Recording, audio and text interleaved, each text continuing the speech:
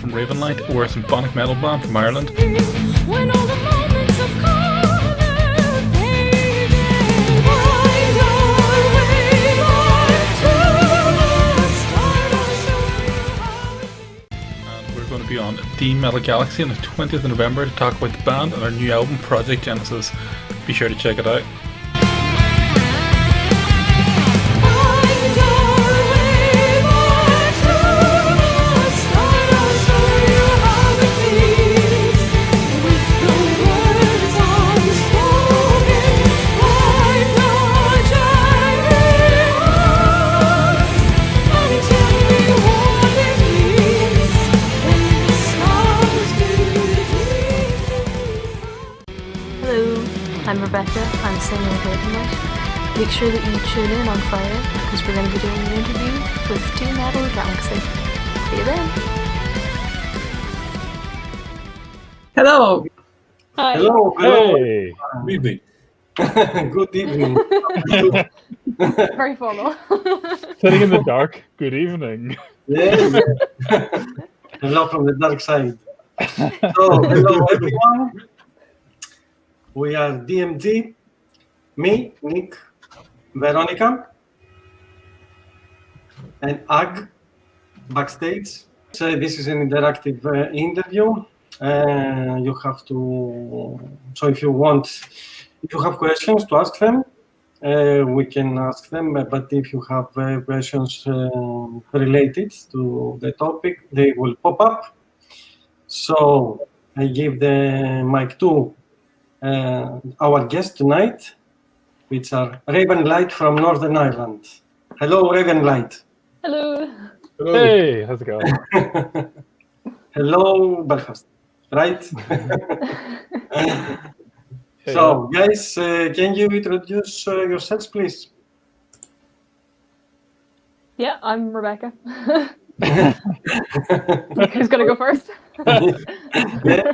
Ladies first. Okay, I'm John. I do guitar, keyboards for Ravenlight. I'm Mike, and I play the drums. That's all I do. I probably should have said I was the singer, but there we go. I think they could guess. If they ever heard the music before, it's definitely either you or Mike singing. And he's already said he just plays drums, so. It's like, hi, I'm Rebecca. I make scarves for the band. So guys, let's start from the very beginning. Can you tell us how the band was formed? Like, who came up with the idea for symphonic metal? Yeah, John, you might as well start. Yeah. So So I used to play a different symphonic metal band, Celine. After they split up, I was like posted on Facebook and stuff, trying to start to get a new band, and I had actually no intention of starting another symphonic metal band. And then Rebecca got in touch, and I was like, okay, let's try this again. So we recorded a couple of demos with just myself and Rebecca. And we put out the first one, I think, March 2018. Then, like, we didn't have a full lineup or anything at that point. Then the summer rolled around and we got offered to do gigs. And we were like, okay, well, put together a live band pretty quickly. Yeah, it's just the two of us. Yeah, everyone else section. And then we decided if we're doing live shows, we need music. So we released the first EP, End of the World.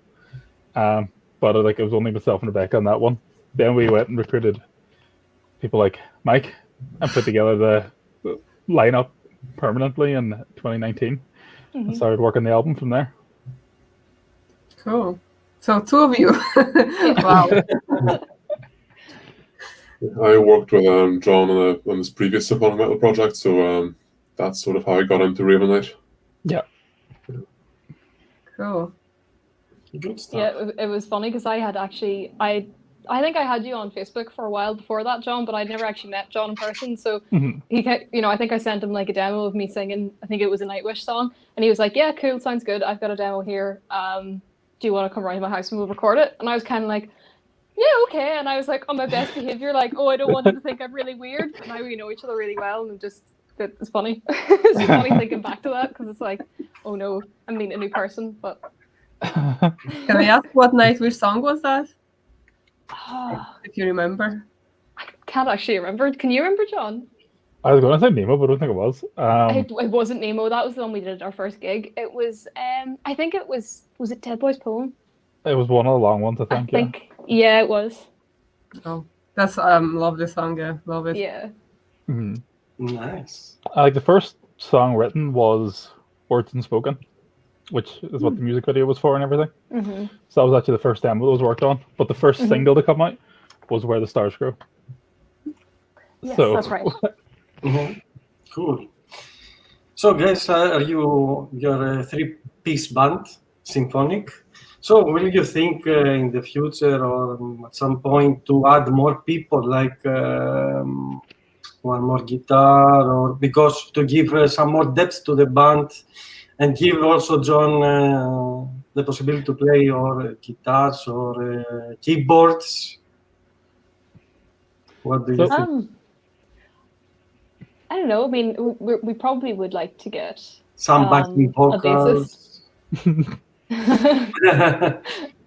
So to clarify, we've actually we usually did have a bassist, but it has ended up that it was like the end of 2019. I check what year it was there, where we work was sort of finishing up on the album, and we split ways with the bass player we had, and then just with 2020 being 2020, it's we've sort of been in talks with bass players now for months. Yeah. It's just we're not really, because the album's just out, and we'd finished up the album where Mike played bass in most of the album. We ended up just we'll wait and see what happens with live shows when they come up. He's Yeah. going to fill out the roster. I think it's quite hard to try and bring on a bass player when you don't have any specific motivation to do it. You know, if we had a live show coming up, Yeah. it'd be a different story. Yeah, But especially right now, because we it's so don't really have difficult. Yeah, sorry, I was just gonna say, especially because it's so difficult to actually get together and practice. Okay. You know. Mhm. So Yeah, these days is difficult. But during the live shows, like John, you play both guitars and keyboards, or you play one or the other. How is that working? Oh yeah, so play guitar live, and then our entire show is done with click track with because we've got all the choirs and everything that we couldn't Okay. do just live, so we tend to put a lot of the orchestra in that, and we've got different arrangement and stuff with the keyboards that we use live. But there's actually surprisingly little keyboards in some of the songs. So it's, It's entirely on the backing tracks. yeah. Yeah. So we think if there was actually a keyboard player on stage, they'd be maybe standing half the set, just smiling at the audience and not really playing anything. Yeah, that would be nice, to have keyboard on the stage, to fill the stage, because it's the first time I see three-piece band, symphonic band. So, It's usually many people are involved. yeah. I don't think we've ever played as a three-piece live, no. Oh. There's always been the fourth, Yeah. but never five. Never played in a 5-piece. No. Ever. Okay, cool. So, guys, can you tell us a bit about your previous band experience? Ladies first. How did this experience, help you in your current band?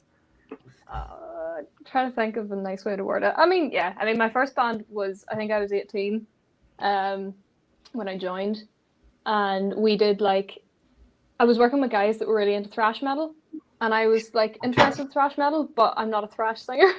Wow. So it sounded a bit it was a bit unusual sounding, I guess, but I think we were working together for maybe 2 years, and then parted ways, and then that was 2015 whenever that band kind of ended, and I think 2018 then whenever we started working on Ravenlight, so there was quite a big gap there, but I don't know, I mean, I'm trying to think of what kind of experiences. I mean, it definitely gave me a good experience of what it's like to be on stage, but it was totally different in the sense that the music was different, and also I have a little bit more of a voice in terms of writing with Ravenlight than I would have had before, because I didn't really know much about composing. I didn't really think much about composing melodies or trying to make a vocal melody that sounds interesting, whereas now I'm a bit more involved in that kind of thing. So, Mike. Yeah. So where do I start? Like He's got the most eclectic background. He's been in more bands than the rest of us. Yeah. He's also the youngest. As all drummers are. He's the youngest. He's been in more bands than the rest of us like combined. Yeah. Towards the end of my time at high school, I played in a prog rock covers band. Sort of in a small rural town in Northern Ireland. But when I moved to university, I joined a sort of rock/metal band called Synthesia, and at the same time, I joined a space prog rock band called Mons Olympus. So I spent a good few years playing with those bands. And then I went on an industrial placement as part of my degree. So I actually quit playing live music for a while, and when I came back, actually I should probably say that before that I also played with Celine with John. Yeah, I took a sort of a year hiatus out of music, and then when I came back, I joined Ravenlight, and I also filled in with another band called The Crux in the meantime. But right now, it's all just Ravenlight. Cool. And last but not least, John. I think mine's has all just been like so like the first band I was ever in was one that I had started as well. I think I've started every band I've been in. So, like originally I did songs under the name Gate 13. I literally played did all the instruments for it, and we had like different guest singers. And it was one of the guest singers who was a girl, Shona, who ended up becoming the singer Celine. So then like because the songs with Gate 13 were her good, we started the band Celine, and with Celine like we had a couple of albums out. So just kind of going through that album cycle of like making the albums and pitching at the record labels and all that stuff, booking the shows. Like it's built up a lot of experience that as soon as Ravenlight was started, we sort of like hit the ground running, because a lot of Celine was very much like, what do we do? And like whenever Celine got started, like I was reading up like what should we do in the situation, and they were saying make sure you always send a physical CD to radio. And then like even by the time that was around, everyone was saying, why are you posting us things? Please don't. It was that change where everything just became digital, but all the advice was still very old school. But we ended up like just sort of taking a lot of experience from the previous bands, and just like it's really helped Ravenlight from the outset, because there's even things like picking what songs to single, when do you release things, how far in advance do you announce albums, how do you promote them, and even like booking shows where like Ravenlight's third show was supporting Evergrey in Dublin. So that was That's right. a crazy opportunity. But it's because of like the stuff we've done with previous bands, like how do you approach people and say, hey, we'd kill it at the show, and like it went really well. Cool. Nice stuff. So, guys, if I understand okay, John, you are the guy that writes the music and lyrics. Yeah, on the last album, Rebecca wrote lyrics for some of the tracks too as well. Oh, But can the basic. Can you give us a bit more details about the process of the album, Project Genesis? Probably since it was a bit of one, because they were written over such a long time period. There's a couple of tracks in that album that weren't written as Ravenlight songs. Yeah. They were sort of written like at a time between bands, where it's like I don't really know. Like Wild Hunt was one of those, where it was written like just in the middle. But because like some of the tracks were being written in like like some of them were written about the end of 2017, and obviously just released in 2020. It's such a long writing period where like some of the songs at the start and the end are quite different, and there was like a turn point in the middle where we had to like look back at the old songs and say these need updated to like match the newer stuff. Where because like the songs written at the start were the more symphonic ones, like Wild Hunt and Words Unspoken, and then about halfway through we wrote songs like The Circle and Edenfall, and we're like, oh, that's way more upbeat and like electronic elements and things, and we updated some of the older tracks to sound more like that. But yeah, generally speaking, I'd write a rough outline of the song with all the instruments and have all the sections blocked out. Then I'd play about in the keyboard and write like a baseline vocal melody or idea, and like sometimes the lyrics can come along with a melody. Like you might get a certain series of notes and it makes me think of like a sequence of words, and that could become a chorus or a verse. So then like I always tend to send like a really rough version with a piano. It doesn't sound like anything a human would sing, to Rebecca, and then she'll listen to the demo, and when it's time to record, it's like no human like speaks like sings like this. Like what is with the timing? And she makes it sound like a lot more natural. Yeah. It's So kind I'll of just funny. like here's a Sorry, giant go leap in notes. It was funny, the first couple of songs that you had written and like given to me as demos, I was kind of like, am I allowed to change this a little bit? And you were like, yeah, change away. I'm like, oh, thank God. It's like, I'm not going to be able to sing this. This sounds crazy. Uh-huh. It was Yeah, fun. I'm the laziest writer because it's like I'll just write something and like it's. I think everyone sort of learned to this point where at first everyone started going, "Can I change this?" And I'm going, "I don't care. Like work away. Like I'll give my input. I'm done. Everyone else can finish it." Yeah. It was fun because The Spell was one of those songs that was a bit different because it was a demo that you'd done a while back, John, and you couldn't think you'd done like a section of it and you couldn't really think of what else to do with it. And you gave it to me and you were like, Usher, see if you can come up with a vocal melody. And I was like, I probably won't, but then I kind of listened to it a couple times over and I started to come up with something. And then remember, like, we went through so much with that song where remember you had like a big grand intro on it, and I was like, oh, that doesn't sound right because this is like a really kind of, I don't know, it's a more laid back kind of song. So then you ended up putting like a softer piano intro on it, and then to me it was like, great, that's it, finished kind of thing. Like, that was a really funny process where it was sort of done bit by bit, and it was kind of a back and forth. Like that intro was done so many times. Like it ended up like It was. Mike wrote the final intro for it. Well, just to give you context, like it was it sounded like battle music for The Witcher. Yeah.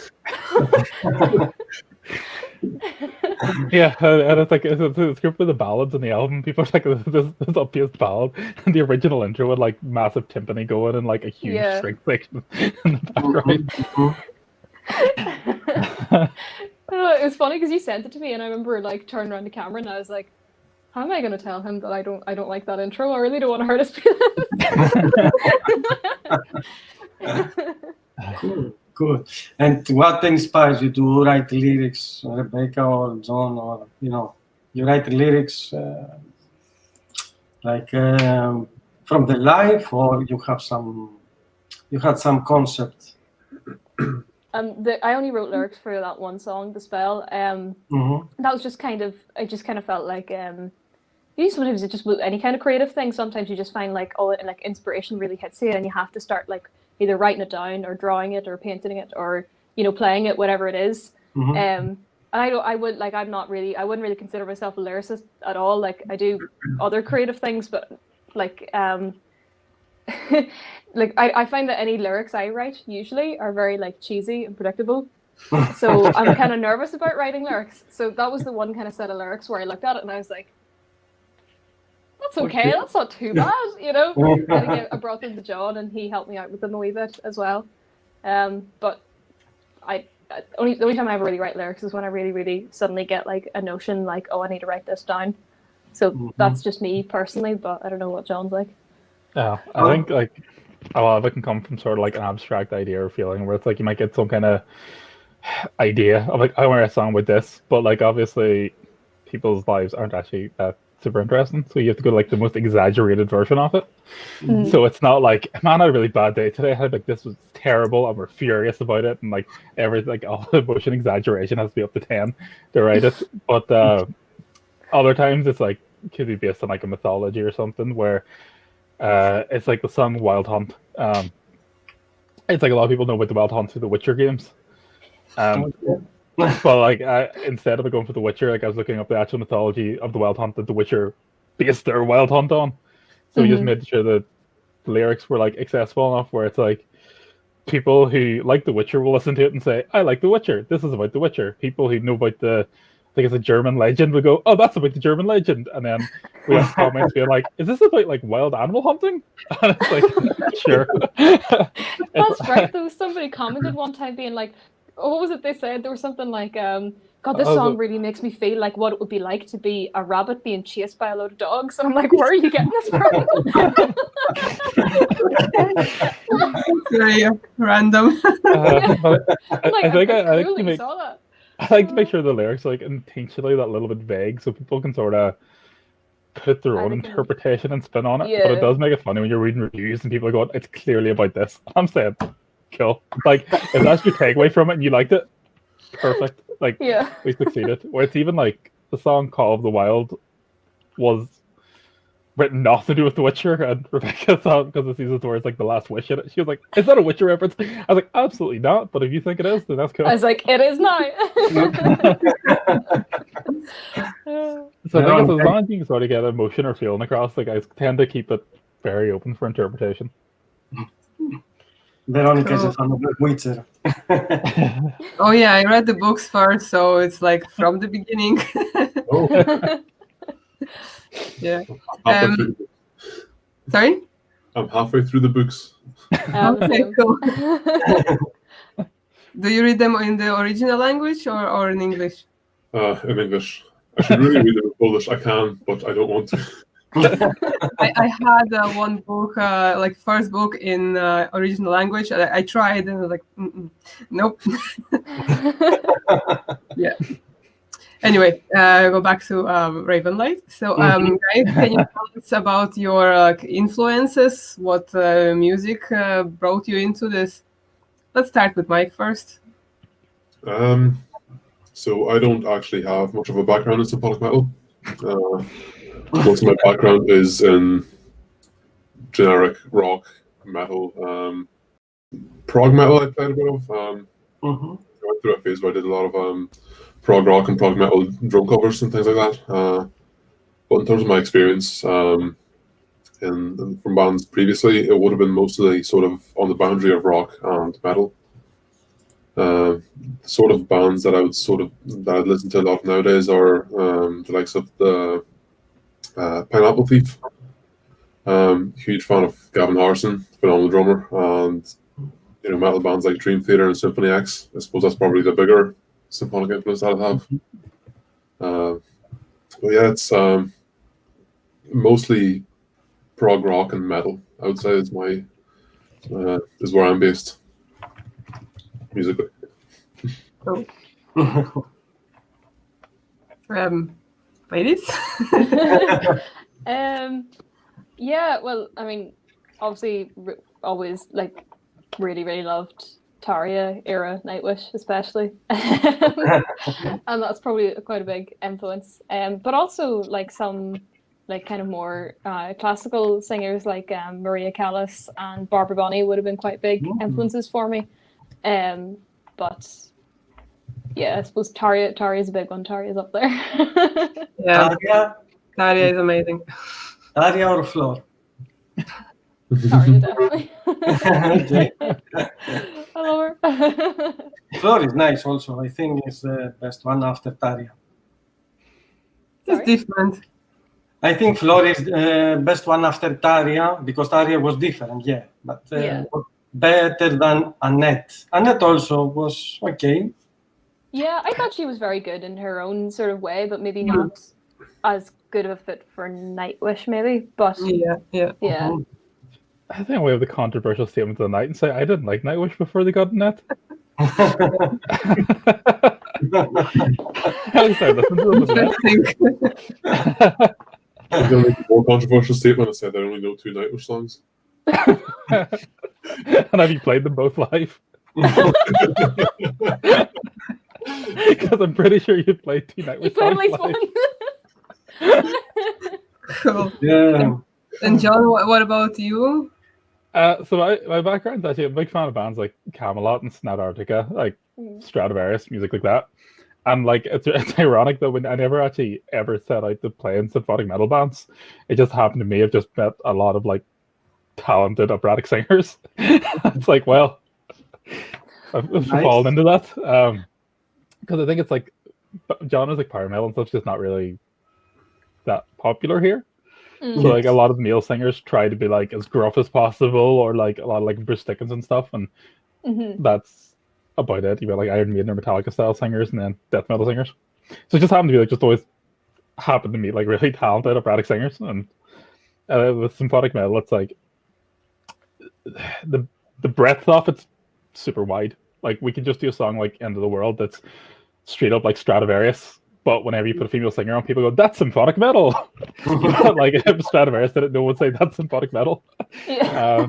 And then like it's even with the ballads and stuff. Like I sort of like the way in symphonic metal you can do things. It's just like you can put a 5-minute song that's 80% piano and strings on an album and say that's a metal song, and people will go, "Yep, I guess that's a metal song." Whereas like in other kinds of metal, like if Metallica did that, people would be saying, "Well, what are they doing? That's not a metal song."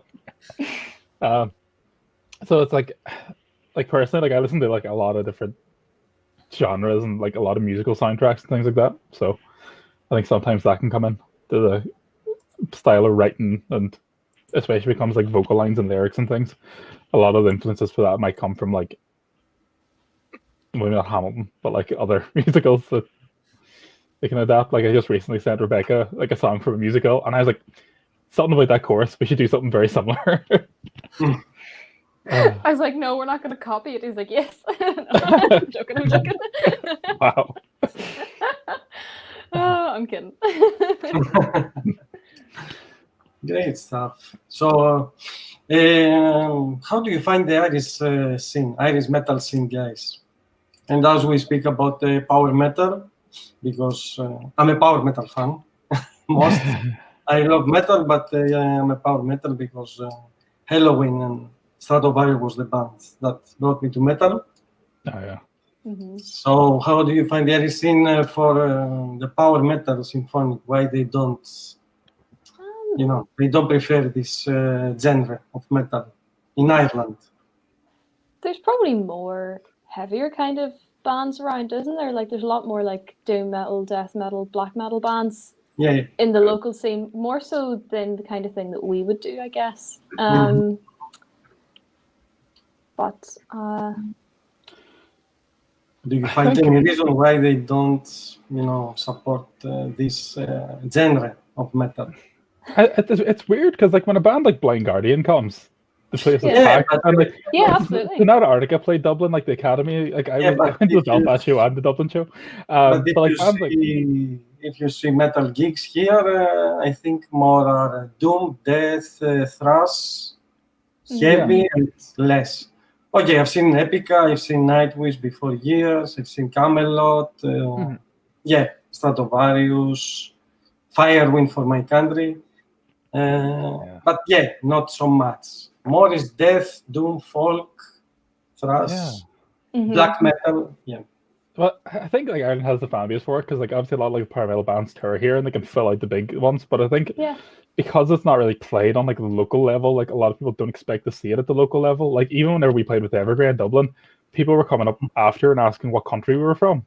And then whenever we responded like in our accents, they were like, "Wait, what?" They were like, because the band was like us, Evergrey, and like Blood Red Hourglass from Finland, and I think the people were really surprised. And we're like, Belfast, like we're from an hour and a half away. But I think it's because it's not really played local level. But I think too, it's one of the genres where like the barrier to entry can be pretty high because you do have that like if anyone does anything in symphonic metal or power metal, you're instantly compared to like Ataria. Like everyone is going to jump, and you have to be like no matter what happens, you're going to be compared to like the biggest bands in the genre because everyone's go-to is those kind of things. And I think even like the live setup is like there's a lot we have to do sort of technically to make the shows happen in the background. Like because even without the keyboard player, it's things like the entire show has to be done to a click track. Like there are these choir vocals coming in. There's a lot of production that we need to do in the studio. Like if we want to play a song live, we need to have it fully recorded in the studio before we can have the option to play it live. Exactly. So there's like that little like for some people it's a little barrier, some people it's a huge barrier. I think that sort of could be why. Like I think some people like when they want to start a band, they want to like jam with their mates and then go out and play a show, and not jam with their mates, write an album worth of material, record it in the studio, and then go play live. Because like when you think of it, like you can do that with other kind of heavier genres that don't require a backing track and don't require, or maybe not so much don't require, but don't necessarily always have a backing track or the keys and orchestral stuff or whatever. Like you could write a song and be like, let's practice it and then we'll go out and play it. Whereas for us, there's that other kind of barrier of, right, now we need to record this and make sure it's absolutely right. And also we need to bring the tablet and the laptop to the gig. And if we forget it, we can't play the gig. And like, yeah, that's a whole big thing too. So maybe that's part of what it is. Maybe it's like too many steps. I don't know. Okay, but yeah, Veronica. No, go ahead. No, but in general, how you find the scene is supporting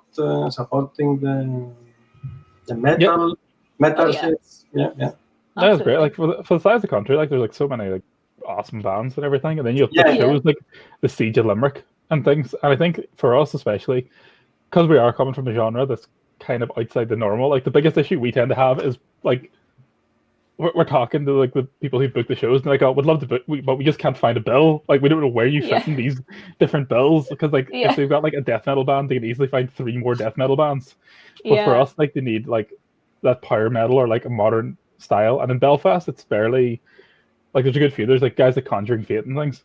Yes. That kind of play a modern European style. But it seems like in the south, there's less bands that play like the kind of like that seems to lean more like the hardcore type music. So like it's one of those things where it's like whenever we get the shows, like the support's great, and like things like Siege of Limerick are fantastic, and like all the promoters are like great, and like thankfully all the ones we've worked with have been great to work on. But it would just be nice if more people kind of did similar music, because then we'd get more shows and get it out and about more. The context in Northern Ireland, I think before the pandemic there were 3 symphonic metal bands. I played in 2 of them. Yeah. We just played in 3 of them. Pardon? I said, let me guess, John played in 3 of them. I think at this point I'm involved in 1. I think like in the history of Ireland there has been at this point 5 symphonic metal bands, and I started 2 of the 5. Oh my goodness. Yeah. Can you tell us the difference between your first and your last show? The members are different. Remember the first show. Like where it was? Were you a support who supported you? Or like? So ironically, I think our first show we did and our last show we did might have actually just been like the same venue, because they were both the Limelight in Belfast. It was. We were supporting both of them.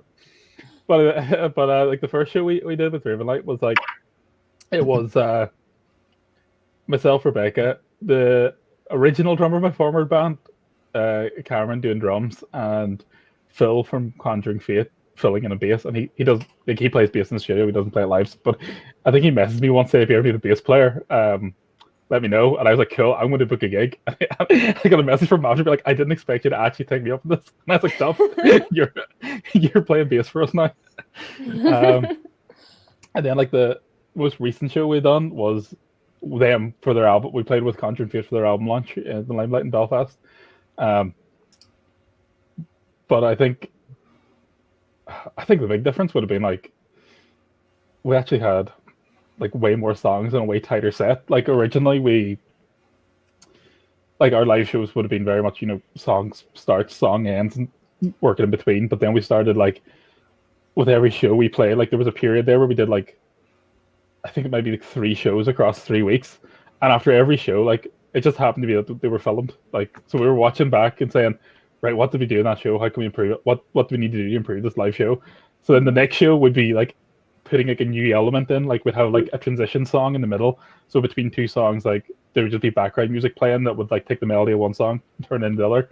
And then by the final thing of it, like the entire set was completely like blocked out, and like there was always something happening. Like there was all like everything was really carefully planned with like mood music between songs and everything to sort of set the tone. So like I think the atmosphere is just sort of grown and grown at every show. I think that's like one of the biggest differences. Yeah, I'd say the biggest difference for me was probably the fact that I was in the audience of the second show. that was the first show, and behind the kit for every other show after that. Yeah. That's true.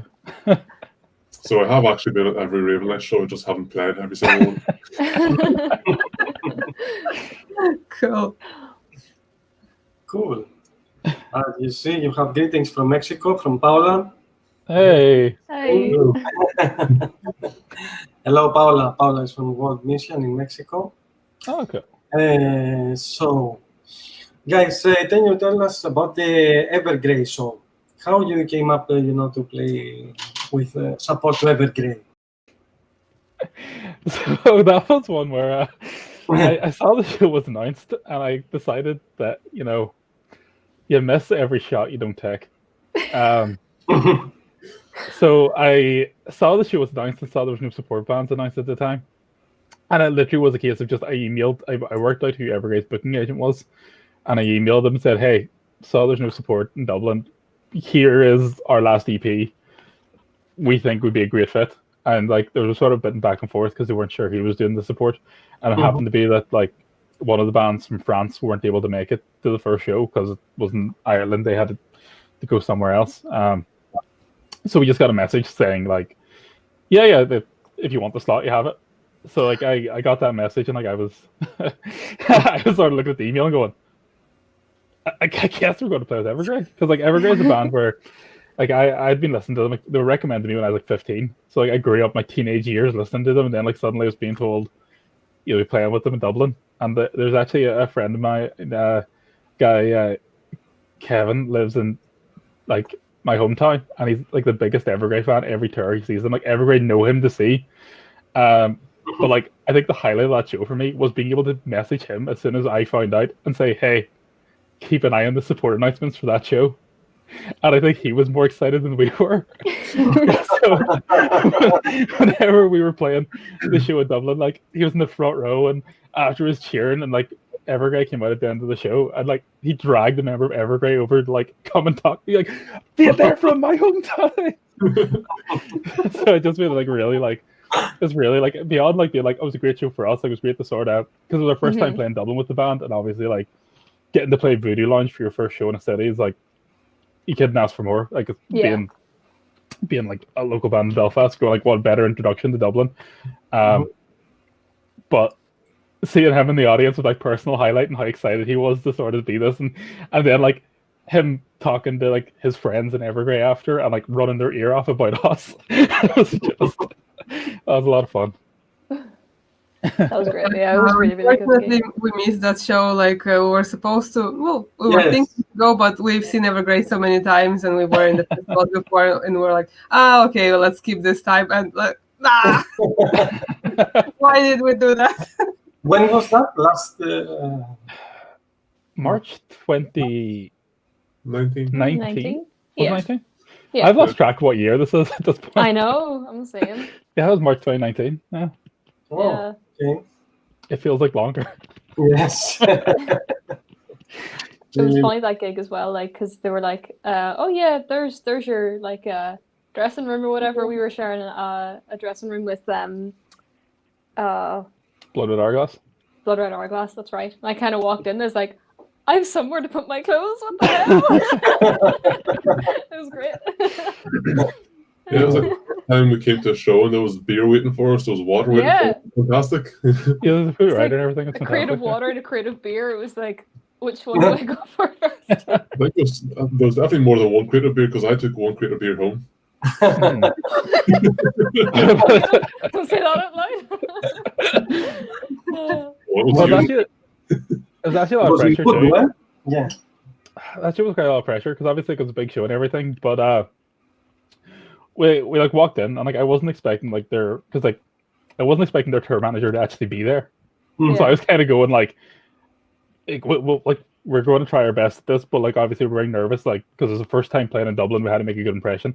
And then I walked in, and the promoter in Dublin was oh yeah, and that's the tour manager there you've been emailing. I was oh great, you're right here.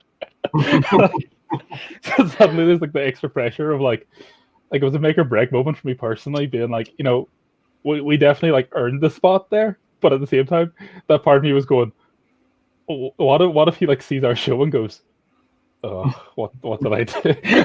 But thankfully they were all happy. So. Great story. Wow. So you released an album this year. Yep, in June. So how was it like to release it during these weird times? Was it hard? Like what obstacles did you face? Yeah, there was a lot of discussion of like the release date because we were planning to release it slightly before we did, but then we realized like the entirety of Europe was in lockdown, and we were like, we've got physical distribution for the album. It's going to be in stores across Europe, but what if those stores aren't open? So at the time we were saying, well, 3 months, it'll probably be over by June. So we chose. It wasn't. So we sort of like strategically timed it. Like we'd sent like the final master of the album in March, and we were like, well, what's the longest period we've got for the run out? And they were like, it has to be at the end of June. So we were like, okay, we'll release it the final Friday in June. And then like obviously at that point, gigs will be reopened and shops will be reopened. Everything will be back to normal because it's definitely only last 3 months. So then it came out in June. And it was sort of weird. We ended up doing like a lot of video stuff for the album. That like we did things like a video playthrough of the circle and things. A video like just because we didn't have the option of doing any shows.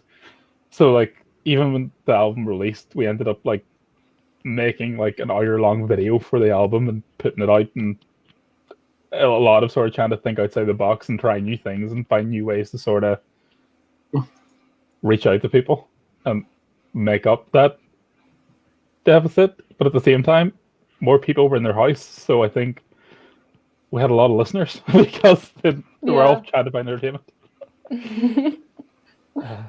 And were there any shows in Northern Ireland? Because Ireland was nothing. The pubs never reopened. So No. what about North? No. We were supposed to have an album launch gig, weren't we? We were planning to organise that, and then obviously never happened. So I think we had 3 festival shows lined up, and they all disappeared. Yeah. At the start of this year, this was set to be our busiest year. And none of our shows this year happened. Like I think the first show we were set to do of the year was meant to be 4 days after the lockdown ended up starting. So obviously that didn't happen. So we're meant to be doing a show then. We're meant to be doing a show we're meant to be doing the Siege of Limerick at Easter there, and it never happened. So like we had a bunch of shows lined up that the album would be announced, and then we were going to play Belfast, Dublin, and Limerick to sort of promote the album, and then we were planning to book shows when the album came out at the same places again. But obviously, maybe we'll do a show for the 1-year anniversary of the album. Yes. 10 years time, we'll do a 10-year. Yeah. And that'll be the first time we've gigged in 10 years. I know the fear that the second album's going to be written before we get to play a show. The first I one. know. You will have more albums. At this point, actually, we're about 3 days away from the anniversary of our last show. Yeah. The last show we did was the 23rd of November last year. Oh. So it's almost been a year. It doesn't feel like it, but it's almost been a year. Yeah, it's crazy. Crazy times, yeah. Yeah. The last show was Friday 13 March in Dublin, Yeah. It was It Grand was Magus. supposed to be. Eh? It was supposed to be. But Friday 13 never happened. No, the Grand Magus. No? Grand No, Magus? they were a week before. Week before, yeah. Yeah, Friday 13, we were supposed to have our DJ night. Yeah. Yes.